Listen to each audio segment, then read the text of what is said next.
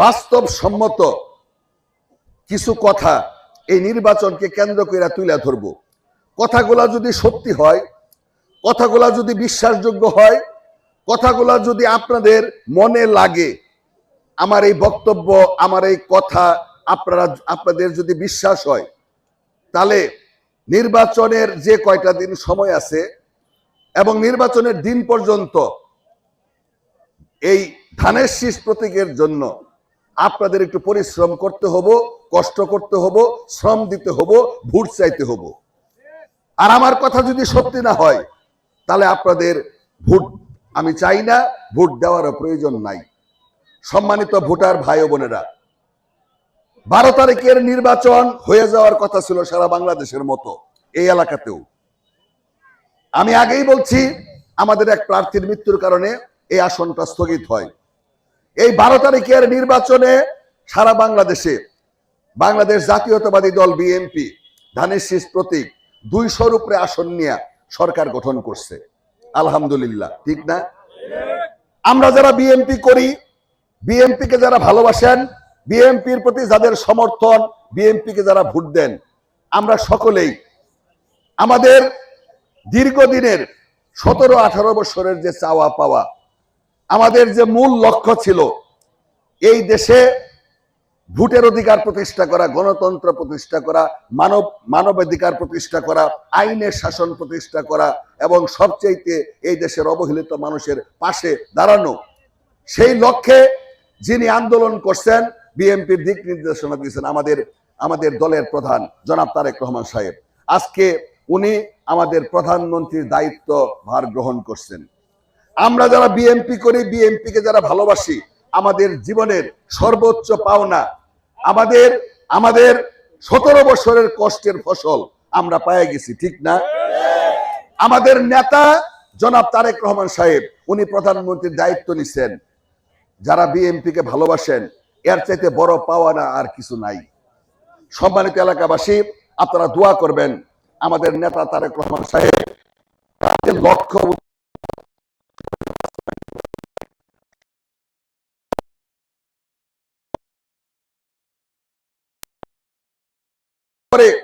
উনি বলছিলেন I have a plan.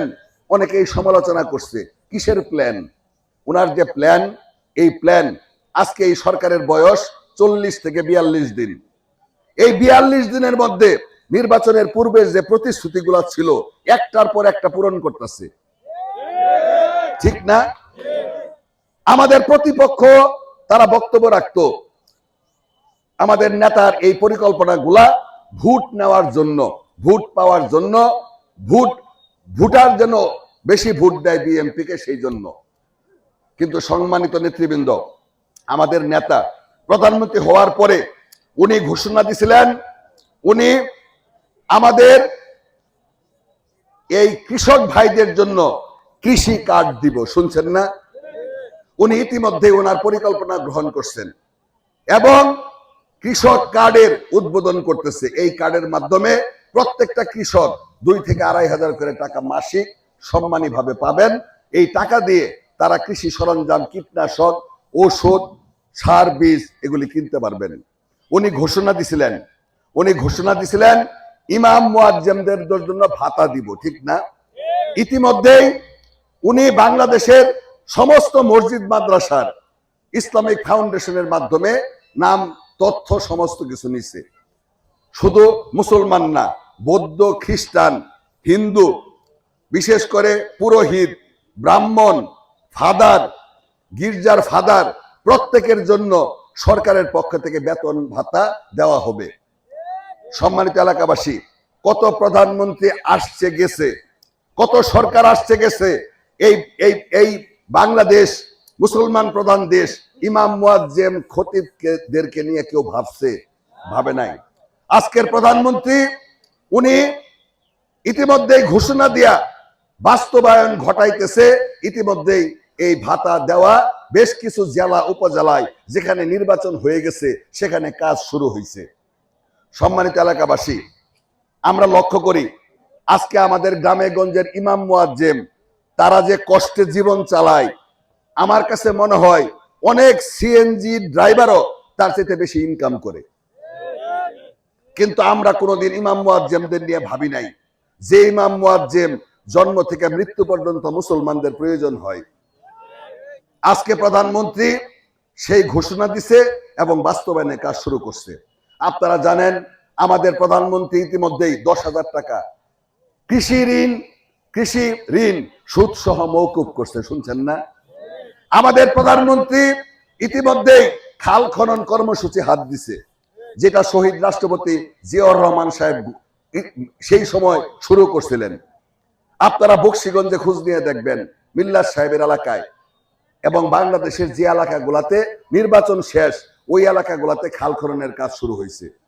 সম্মানিত এলাকাবাসী, আমাদের প্রধানমন্ত্রী সবচাইতে বেশি মানুষের মধ্যে, মহিলাদের মধ্যে সাড়া জাগছে, সবচাইতে বেশি মহিলারা আকৃষ্ট হয়েছে, সেটা হচ্ছে ফ্যামিলি কার্ড।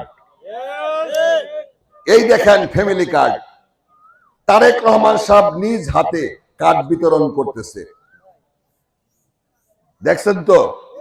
এই ফ্যামিলি কার্ড এমন একটা কার্ড আমাদের নিম্ন আয়ের মানুষ, গরিব দুঃখী মানুষ, অসহায় মহিলা, বৃদ্ধ মহিলা, অনেক বৃদ্ধ মহিলার সন্তানরা খবর রাখে না, অনেক বৃদ্ধ মহিলা জীবনের শেষ সময়ে সর্বোচ্চ কষ্ট করে মৃত্যুবরণ করেন, পৃথিবী থেকে বিদায় নেন। সেই সমস্ত মহিলাদের জন্য প্রত্যেকটা পরিবারের একজন করে মহিলার জন্য এই ফ্যামিলি কার্ড এই সরকার ঘোষণা করছে এবং ইতিমধ্যেই যে এলাকাগুলাতে নির্বাচন শেষ হয়েছে সেই এলাকাগুলাতে ফ্যামিলি কার্ড বিতরণ শুরু করছে। আপনাদের কোনো আত্মীয় স্বজন যদি ঢাকার 17 আসনে থাকে, তাদের কাছে শেখ হাসিনা সরব, এটা বিএনপি আমরা খুব একটা বিশ্বাস করি নাই। আল্লাহ যেহেতু সুযোগ দিছে, আল্লাহ যেহেতু পরিবেশ তৈরি করে দিছে, আমি আমাদের ঝিনাইগাতির নলকুড়া ইউনিয়নবাসীকে আমি অনুরোধ করব, আমাদের এই ইউনিয়ন অবহেলিত ইউনিয়ন, এই ইউনিয়নের বেশির মানুষ দরিদ্র সীমার নিচে বসবাস করে। আমাদের অনেক সমস্যা, আমাদের বাদশা ভাই বললেন, তৌহিদ বললেন, এই অঞ্চলে পাহাড়িয়া বেল্টের অনেক সমস্যা। আমাদের উপরে ফরেস্টার রেঞ্জাররা নির্যাতন চালায়।